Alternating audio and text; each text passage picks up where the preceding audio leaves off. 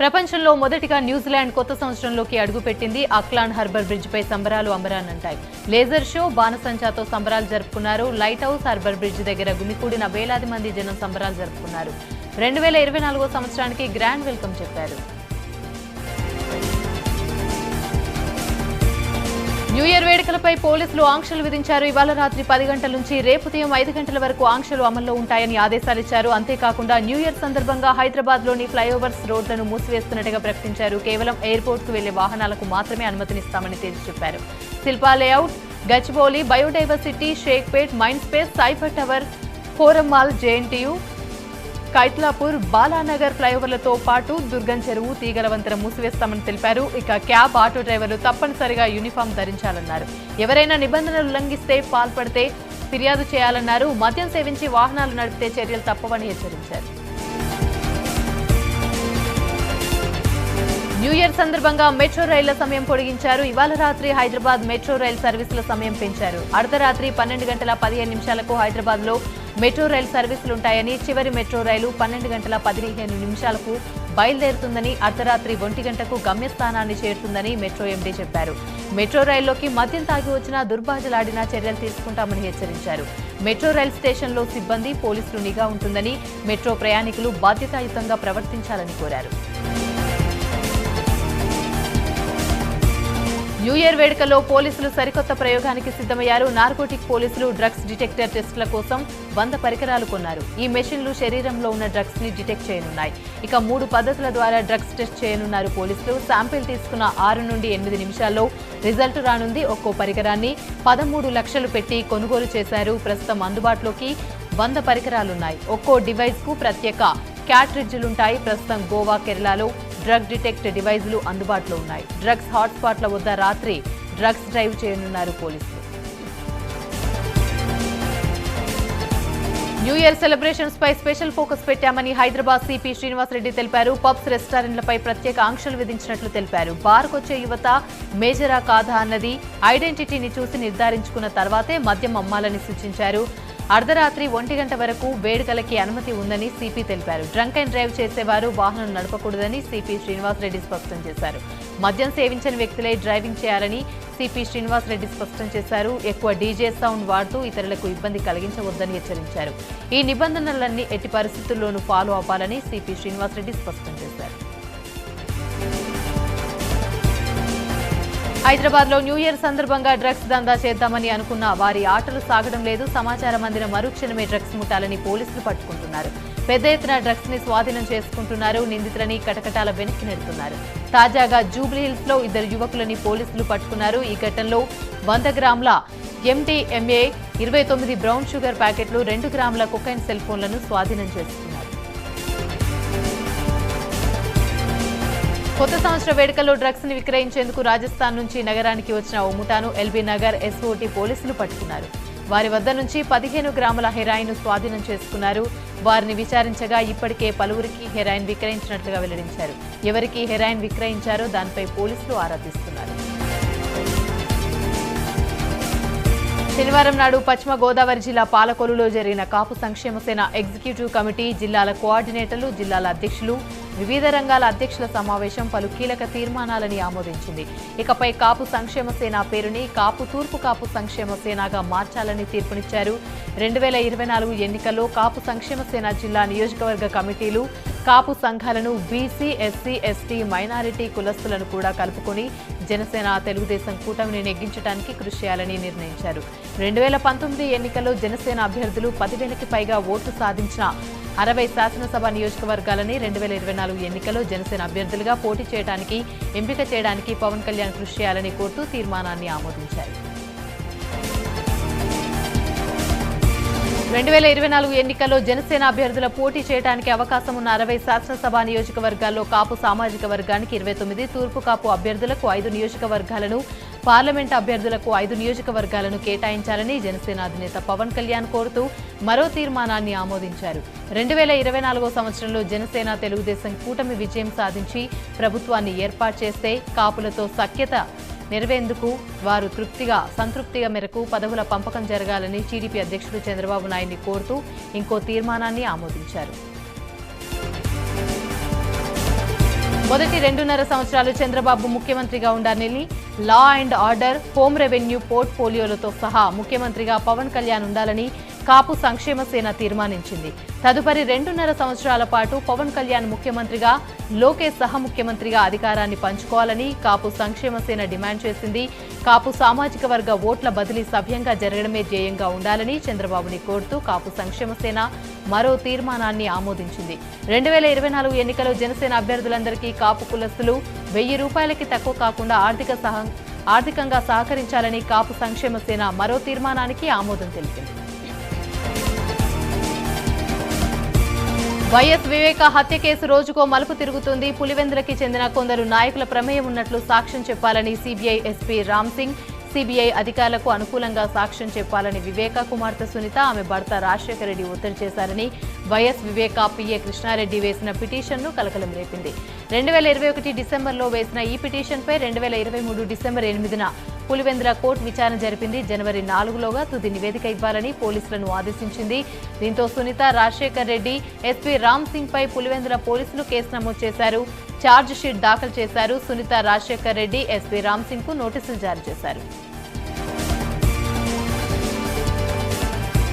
ఇక్కడే కేసు మరో మలుపు తీసుకుంది. తమపై నమోదు చేసిన కేసును కొట్టేయాలని కోరుతూ దివంగత మాజీ మంత్రి వైఎస్ వివేక కుమార్తె డాక్టర్ సునీత, అల్లుడు నర్రెడ్డి, రాజశేఖర్ రెడ్డి హైకోర్టులో పిటిషన్ దాఖలు చేశారు. కేసులో తదుపరి చర్యలను నిలుపుదల చేస్తూ మధ్యంతర ఉత్తర్వులు ఇవ్వాలని కోరారు. వివేక పిఏ వెంకట కృష్ణారెడ్డి హైకోర్టు పీపీని వాద్యంలో ప్రతివాదులుగా పేర్కొన్నారు. తాము ఎలాంటి నేరం చేయలేదని, తమని వేధించడానికే తప్పుడు కేసులు నమోదు చేశారని సునీత, రాజశేఖర రెడ్డి పేర్కొన్నారు. ఈ కేసులో పోలీసులు దాఖలు చేసిన ఛార్జ్ షీట్తో పాటు తదుపరి చర్యలన్నింటినీ నిలుపుదల చేస్తూ మధ్యంతర ఉత్తర్వులు జారీ చేయాలని సునీత, రాజశేఖర రెడ్డి కోరారు. తూర్పు గోదావరి జిల్లా రాజమండ్రిలోని కేంద్ర కారాగారంలో కరోనా కేసు బయటపడడంతో కలకలం రేగింది. కారాగారంలో ఉన్న ఓ ఖైదీకి కరోనా పాజిటివ్ గా నిర్ధారణ అయింది. కాకినాడకు చెందిన ఓ వృద్ధుడు మే నెలలో శిక్ష పడి కారాగారానికి వచ్చాడు. ఈ నెల 17వ తేదీ నుంచి దగ్గు, జలుబు, జ్వరంతో బాధపడుతున్నాడు. దీంతో ఆ ఖైదీని ఈ నెల 19వ తేదీన జీజీహెచ్కు తరలించారు. వైద్యులు అనుమానంతో కరోనా టెస్ట్ చేయగా పాజిటివ్ గా తేలింది. దీంతో జైల్లో ఉన్న అందరికీ కరోనా నిర్ధారణ పరీక్షలు చేస్తున్నట్లు జైలు సూపరింటెండెంట్ రాహుల్ తెలిపారు. మంగళగిరి ఎమ్మెల్యే ఆళ్ల రామకృష్ణారెడ్డి మరోసారి కీలక వ్యాఖ్యలు చేశారు. చట్టానికి ఎవరు చుట్టాలు కాదని ఆరోపించారు. తప్పు చేస్తే ఎవరైనా శిక్ష అనుభవిస్తారని ఆర్కే అన్నారు. జగన్ రెడ్డి కూడా ఏదో ఒక రోజు శిక్ష అనుభవిస్తారన్నారు. బీఆర్ఎస్ వర్కింగ్ ప్రెసిడెంట్ కేటీఆర్ ఆసక్తికరంగా ట్వీట్ చేశారు. ఎన్నికల ఫలితాల తర్వాత తనకి ఆసక్తికర సందేశాలు వస్తున్నాయని కేటీఆర్ తెలిపారు. అందులో ఒకటి తనకి బాగా నచ్చిందని కేటీఆర్ పేర్కొన్నారు. 32 ప్రభుత్వ వైద్య కళాశాలలు స్థాపించే కంటే కేసీఆర్ 32 యూట్యూబ్ ఛానల్స్ పెట్టాల్సిందని ఒక నెటిజన్ సలహా ఇచ్చారని కేటీఆర్ వివరించారు. ప్రతిపక్షాల తప్పుడు ప్రచారాన్ని తిప్పికొట్టేందుకు ఈ యూట్యూబ్ ఛానల్స్ పనికొచ్చేవని ఆ నెటిజన్ చెప్పారని కేటీఆర్ తెలిపారు. కొంతవరకు ఆ నెటిజన్ అభిప్రాయంతో తాను ఏకీభవిస్తున్నానని కేటీఆర్ అన్నారు. ఎన్టీఆర్ జిల్లా విజయవాడలో జై భారత్ పార్టీలో వివి లక్ష్మీనారాయణ సమక్షంలో ఆప్ నేత పోతిన వెంకటరామారావు చేరారు. జై భారత్ పార్టీ ఏపీలో 175 ఎమ్మెల్యే స్థానాలు, 25 లోక్సభ స్థానాల్లో పోటీ చేస్తుందన్నారు. ఆయా స్థానాల్లో అభ్యర్థుల్ని త్వరలో ప్రకటిస్తామని లక్ష్మీనారాయణ తెలిపారు. ఆమ్ ఆద్మీ పార్టీకి రాజీనామా చేస్తే జై భారత్ పార్టీలో చేరానని పోతిన వెంకటరమణారావు అన్నారు. తనతో పాటు భారీ సంఖ్యలో జై భారత్ నేషనల్ పార్టీలో చేరామన్నారు. కాంగ్రెస్ ప్రభుత్వం ప్రకటిస్తున్న హామీలు అమలవుతాయా అంటే డౌటే అంటున్నారు మాజీ మంత్రి హరీష్ రావు. ఎందుకు అమలు కావో కూడా ఆయన లాజిక్ గా చెప్పారు. విలేకరులతో చిట్చాట్ చేసిన హరీష్ రావు పలు ఆసక్తికర అంశాలను వెల్లడించారు. 100 రోజుల్లో హామీలు అమలు చేస్తామని కాంగ్రెస్ ప్రకటించింది. అంటే ఫిబ్రవరి చివరి వరకే ఈ హామీలు అమలు కావాలి. ఆ తర్వాత పార్లమెంటు ఎన్నికల కోడ్ వస్తుందన్నారు హరీష్ రావు. ఎన్నికల కోడ్ వస్తే ఈ గ్యారెంటీ పథకాలు ఎలా అమలవుతాయని ప్రశ్నిస్తున్నారు. 6 గ్యారంటీల పథకాలకు కోత పెట్టే రకంగానే కాంగ్రెస్ ప్రభుత్వం ఆలోచిస్తున్నట్లుగా హరీష్ రావు ఆరోపిస్తున్నారు. నిరుద్యోగుల విషయంలోనూ ఫిబ్రవరిలో నోటిఫికేషన్ వచ్చే అవకాశాలు లేవని కొట్టిపారేశారు. బడ్జెట్ పెట్టకుండా ఓట్ ఆన్ అకౌంట్ పెడితే హామీలు దాటేసినట్లే కదా అని హరీష్ రావు ఎద్దేవా చేశారు. ఎటువంటి గైడ్ లైన్స్ లేకుండా దరఖాస్తులు తీసుకోవడాన్ని మొదటిసారి చూస్తున్నట్లు చెప్పారు. శ్వేతపత్రాలు, స్టేట్మెంట్లు చూస్తుంటే హామీల ఎగవేతకే పథకం వేస్తున్నట్లు కనిపిస్తుందని హరీష్ రావు మండిపడ్డారు. జాబ్ క్యాలెండర్ పై స్పష్టత లేదని, ల్యాండ్ క్రూయిజర్లు దాచిపెట్టారని సీఎం రేవంత్ రెడ్డి మాట్లాడడం ఆయన స్థాయికి తగదన్నారు. ప్రజాపాలన పేరు చెప్పి నియోజకవర్గాల్లో ప్రోటోకాల్ తప్పుతున్నారని హరీష్ రావు విమర్శించారు. జనగాం నియోజకవర్గంలో ఓడిపోయిన లీడర్ను కొమరవెల్లి మహోత్సవాల సమీక్షలో కలెక్టర్ పక్కన కూర్చోబెట్టడం ఏంటని హరీష్ రావు ప్రశ్నించారు. తూర్పు గోదావరి జిల్లాలో రాజమండ్రిలోని ఎంపీ మార్గాని భరత్ కీలక వ్యాఖ్యలు చేశారు. పనితీరు బాగున్న ఎమ్మెల్యేలకే సీఎం జగన్ టికెట్ ఇస్తారని స్పష్టం చేశారు. గ్రాఫ్ బాగుంటేనే టికెట్స్ ఇస్తానని ముందే చెప్పారని అన్నారు. జగంపేటలో జ్యోతుల చంటి, బాపు లాంటి వారు ఆలోచించాలని, ఎవరు తొందరపాటు చర్యలు తీసుకోవద్దని విజ్ఞప్తి చేశారు. అందరూ కలిసికట్టుగా పనిచేస్తేనే రేపు అధికారంలోకి వస్తామని, అందుకే సీఎం జగన్ ఆలోచించే నిర్ణయాలు తీసుకుంటున్నారన్నారు.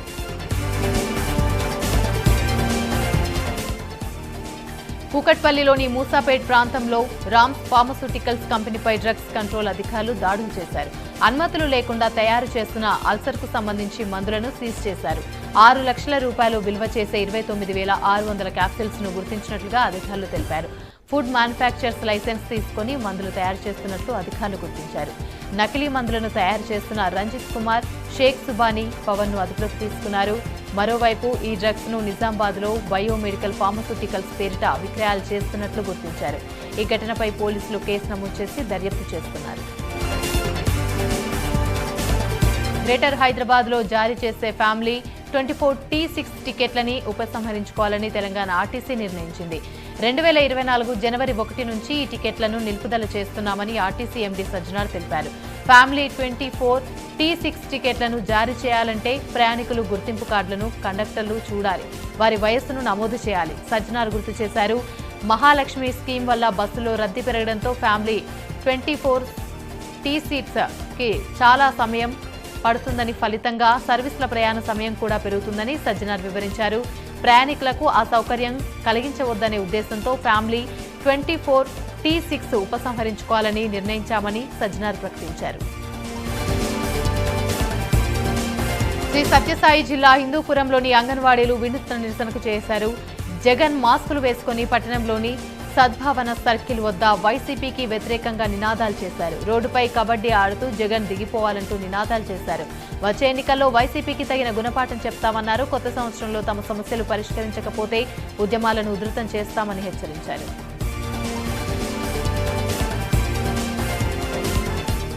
పశ్చిమ గోదావరి జిల్లా తణుకు పట్టణంలో మున్సిపల్ కార్యాలయంలో పారిశుద్ధ కార్మికులు రీలే నిరాహార దీక్షకు దిగారు. ఈ దీక్షకు ఎమ్మెల్సీ వెంకటేశ్వరరావు సంఘీభావం తెలిపారు. 6 రోజుల నుండి మున్సిపల్ కార్మికులు సమ్మె చేస్తూ ఉంటే ఏ ఒక్క శాఖ మంత్రి స్పందించడం లేదని మండిపడ్డారు. ఇప్పటికైనా కార్మికుల సమస్యలను ప్రభుత్వం పరిష్కరించాలని కోరారు. తమ సమస్యలను పరిష్కరించకపోతే ఆందోళన ఉధృతం చేస్తామని హెచ్చరించారు.